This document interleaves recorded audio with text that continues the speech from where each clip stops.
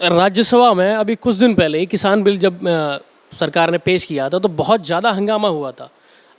उपसभापति हरवंश सिंह उनके साथ ही बहुत अमानवीय व्यवहार एक तरीके से हम कह सकते हैं। संसदीय प्रणाली में इस तरीके से व्यवहार किसी स्पीकर के साथ एक तरीके से नहीं किया जा सकता।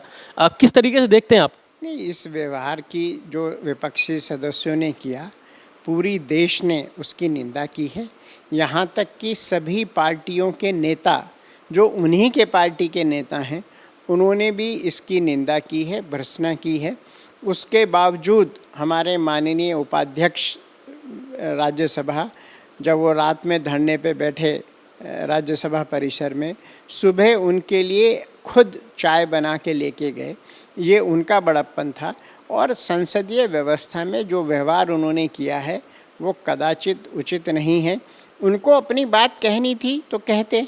माननीय उपाध्यक्ष महोदय ने कई बार उनसे कहा कि आप अपने सीट पे जाएं, जो आपका अधिकार है उसका इस्तेमाल करें।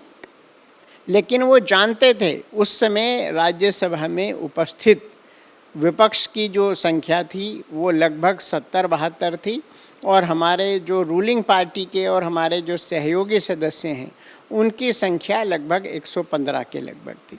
हम लोग उनसे लगभग दुगनी संख्या में वहाँ उपस्थित थे। वो इस चीज़ को देख चुके थे, पूरी बहस हो चुकी थी, हर विपक्षी दल अपनी बात पूरी तरह से संसद में रख चुका था। माननीय कृषि मंत्री जी उस विधेयक पे सबके प्रश्नों का उत्तर दे रहे थे। अगर उन्हें आपत्ति थी तो जो उनकी आपत्तियां थी जब वो सदन में बोल रहे थे उसमें उन्होंने कही होंगी और कही हैं, उसका सबका जवाब मिल रहा था। तो उस समय उन्होंने निराशा में, हताशा में इस प्रकार का व्यवहार किया है जो निंदनीय है।